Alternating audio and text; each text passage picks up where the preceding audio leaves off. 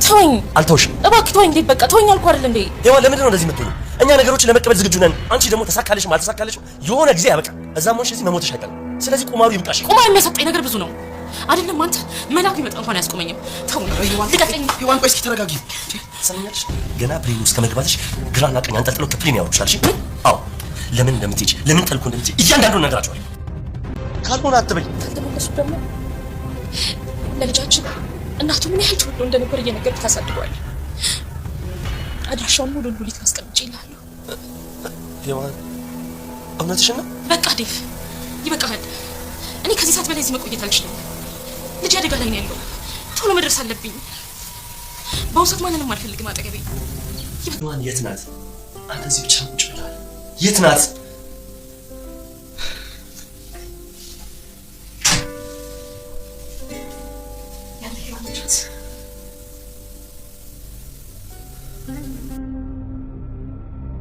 ከመልሽ እንዴ ብንታጩ ነበር። ንግግርሽን አስተካክል ሉሊት። ብዙ ጊዜ ሞክረሽ ብዙ ጊዜ አልተሳካልሽም። ምናልባት ፈጣሪ ራስሽ እንድትሆኚ ብዙ ጊዜ ድረስ ሰጥቶሻል። አንቺ ግን አንድም ጊዜ ያንን ድረስ ስትጠቀሚ አላየሁሽ። አንቺ ግን የሰው ጉድጓድ ከመቆፈር ወደ ኋላ። ባይገርምሽ እኛ ብቻ ሳንኖር ፈጣሪም ባንቺ ተስፋ ቆርጧል። ወግወጉን ይዘሻል። አንድ ነገር ልንገርሽ፣ እኔ እኮ ማንም ሰው ጋር ሄድኩም። እናንተ ናችሁ እኔ ጋር የመጣችሁብኝ። ደግሞ ያደረኩትን ነገር ያደረኩት ራሴን ከእናንተ መጥፎ ጥላ ለመከላከል ነው። ባንቴሮ ሔዋንና አንቺ ከመምጣታችሁ በፊት ዴቭ እኔን እንደ ጣዖቱ የሚካድመኝ ንግስቱ ነበርኩኝ። ልክ እናንተ ስትመጡ ነገሮች ተገለባበጡ። ራሱ ዳዊት እኔ ላይ ጠላት ሆኖ ተነሳብኝ። ለዚህ ሁሉ ደግሞ ምክንያት የሆናችሁት እናንተው ናችሁ። እኛ ምንም አላደረግንም። እኛ ያደረግነው በዲክትትና የተደበቀውን ሴጣናዊ ማንነትሽን ገለጽ። ልትሰድቢኝ ነው የመጣሽው? አልሰደብኩሽም። ምናልባት አትሽዳለች። በቅርቡ ደግሞ አንቺን ትከታያለሽ። ምናልባት ደግሞ ሔዋንም ቶሎ የምትጣረግ ይመስለኛል። ባንቴሮ እንደሆነ ቤት ወደ ሆነ ወደ እስር ቤቱ ይመለሳል። ከዛ ዴቭ ውዱ ባለቤቱ ሮዛ ጋር ይመለሳል ማለት ነው። እንዴት ነው ሚሽናችንን ጀመረና ጨርሰናል ምናምን ነገር አትበል። ለሮዛ ምን ጠብ ያደላት ነገር አለ? እኔ እኮ ነኝ የነበሩበትን ባሪ ጠቆምኳችሁ።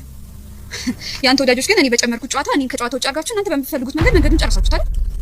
እኔን እኮ እንደ ተላላኪ ነበር የተጠቀማችሁኝ። ድልድያችሁን ያደረጋችሁኝ።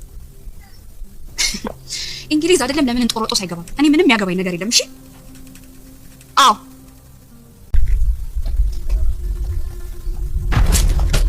ዴቭ ድምፅሽን መስማት አልፈልግም።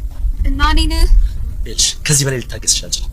እስከ ዛሬ ዴቭ ሔዋን የት ይሆን ያለሽው? እኔ እዚህ በነፃነት ቁጭ ብያለሁ።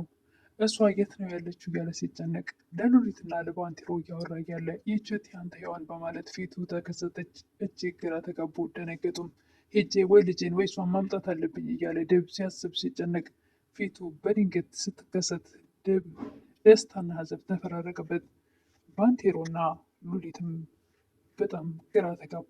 በድንገት ሔዋን ስትከሰት ሰላም ጤና ይስጥልኝ። ውድና የተከበራችሁ በመላው ዓለም ያላችሁ ኢትዮጵያውያን ኢንተርኔታችን እግዚአብሔር ይመስገን ደህና ነኝ። ባሏ ሙሽራ ይዞባት የመጣው ሚስት ወይም ደግሞ ትንሿ ሙሽራ ክፍል 63ን አብረን እናያለን። የባለፈው ክፍል ሔዋን ወደ ውጭ ልትሳፈር ግዴታ ስለሆነባት አየር መንገድ አድርሶኝ ስትላቸው ሁለቱም በፍጹም ልትሄጂ አትችይም፣ በፍጹም አትሄጂም እያሉ ሲከራከሯት እሷ ደግሞ መቅረት እንደማትችል ነገረቻቸው እያለ ነበር ቪዲዮ ያለቀው። ቀጣዩን ክፍል አብረን ክፍል ዴቭም ገና ፕሌን ውስጥ ከመግባትሽ በፊት አንጠልጥለው እንዳወርድሽ አደርጋለሁ፣ ለምን ተልኮ እንደምትሄጂ እያንዳንዱን ነገር እናግራችኋለሁ በማለት ዴቭ ሔዋን ድጋሚ ወደ ውጭ ሀገር እንድትሄድ አልፈለገም። ሉሊት የሮዛን እናት ለመጠየቅ ወደ ሆስፒታል ሄዳ ትንሽ አትቆይም፣ ገብተሽ እናቴን አታያትም ወይ በምትላት ሰዓት አብረሽን ብትሆኝ ትንሽ ደስ ይለኝ ነበር በምትል በእውነት ለመናገር አጠገብሽ መሆን አልፈልግም ትል ነበረ ሉሊት። ለምን አጠገቤ መሆን የማትፈልጊው? አንቺን ደግሞ ምን ያደረግኩሽ ትል ነበረ ሮዛ። አስብሽና እንዳቀርሽ ቢሆን ኖሮማ እስካሁን ማናችንም አጠገብሽ አንኖርም ነበር። ብዙ ሞከረች፣ ብዙ ጊዜ አልተሳካልሽም። ባትም ፈጣሪ ራስሽን እንድትሆኝ ብዙ ጊዜ እድል ሰጥቶሻል እና አንድም ጊዜ እድሉን ስትጠቀምበት አላየሁም ትል ነበረ ሉሊት። ሰው የሚወርቅበትን ጉድጓድ ለመቆፈር ወደኋላ አትይም አይደል? እኔ ማንም ሰው ጋር አልሄድኩም፣ እናንተ ናችሁ የመጣችሁብኝ።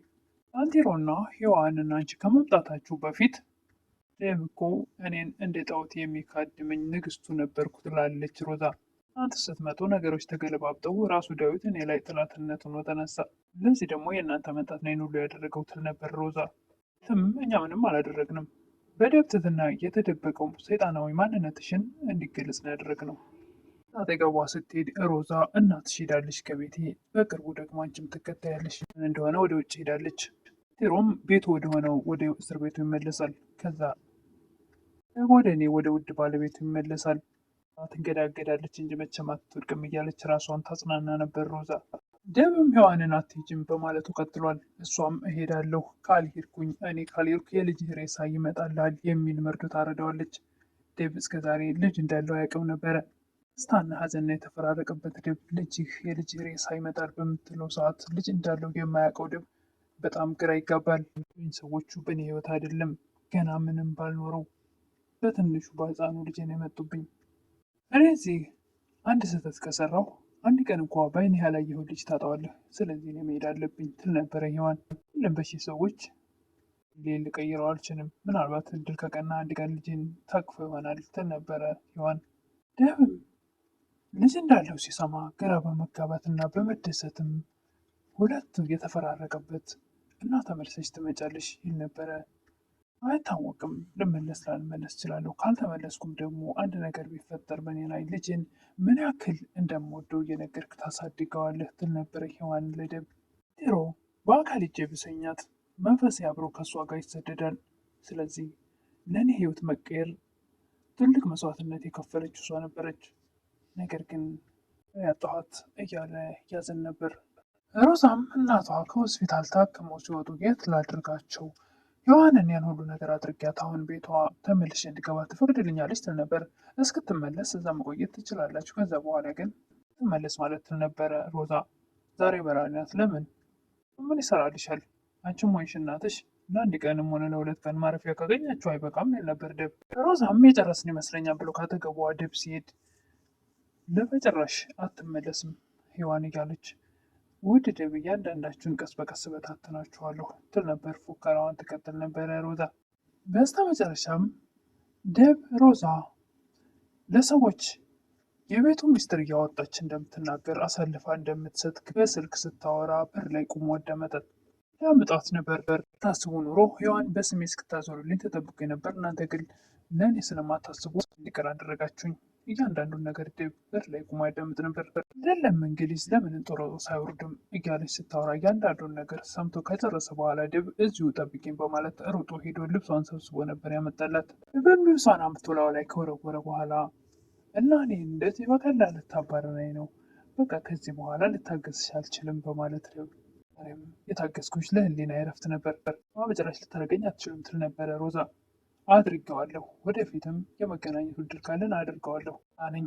ማንም ሰው ላቤን ጠብ አድርጌ ካቀናሁት ቤት እንዲህ በቀላሉ ሊያባርረኝ ሊያዋርደኝ አይችልም።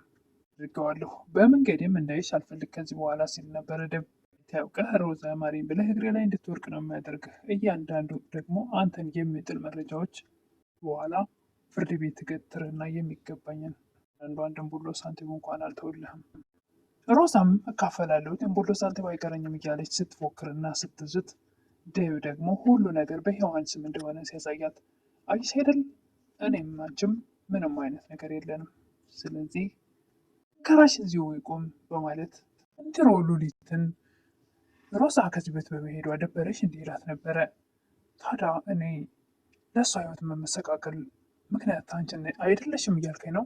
እኔ እዚህ በመምጣቴ ይመስለኛል የእሷ ህይወት የተመሰቃቀለው ብለሽ አታስቢ። የእሷ ህይወት መጀመሪያም የተመሰቃቀለ ነው።